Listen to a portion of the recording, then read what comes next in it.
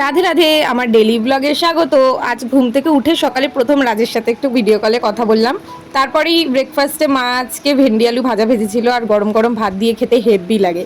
তারপরে আমার একটা অর্ডার এসেছিল ব্লিঙ্কিট থেকে। আসলে আমার স্টুডেন্টের বার্থডেতে আমার নেমন্তন্ন ছিল, আর এই দিনের বেলায় এত রোদের মধ্যে কিচ্ছু কিনতে যেতে পারিনি, আর আগেও কিনতে যাওয়ার সময় পাইনি। তাই ব্লিঙ্কিটেই অর্ডার দিয়ে দিলাম। একটা 5 স্টারের প্যাকেট আর একটা জিওমেট্রি বক্স অর্ডার দিয়েছিলাম। ফার্স্ট অর্ডার ছিল, তাই ডিসকাউন্টও পেয়ে গেছি। তারপরে আমি আর বোন দুজনে মিলেই সেজেগুজে বেরিয়ে গেলাম।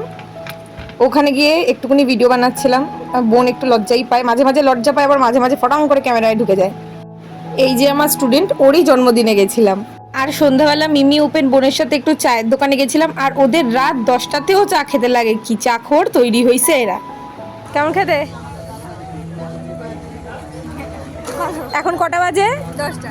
এই যে রাত 10টা বাজে, এখন এই মামুনি আর এই প্রিন্সেস এই দুজনে মিলে চা খাচ্ছে। রাত 10টায় নাকি ওদের চা খেতে হয়। আরে প্রিন্সেস, তুমিও তো খাচ্ছো।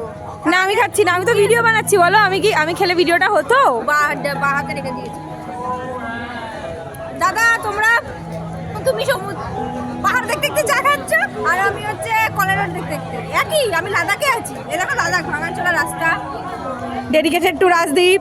কত বাইক সব লাদাখ ট্রেনটাকে গিয়ে ঠান্ডায় করো, আমরা লাদাখ যাবো। তাই এখন থেকে রাত 10টা চা খাওয়ার ফিলটা নিচ্ছে। আমরা তো লাদাখের রাস্তায় আছি। চা ফেলে দিয়েছে। ব্যাস, এভাবেই একটা সুন্দর দিন শেষ হলো।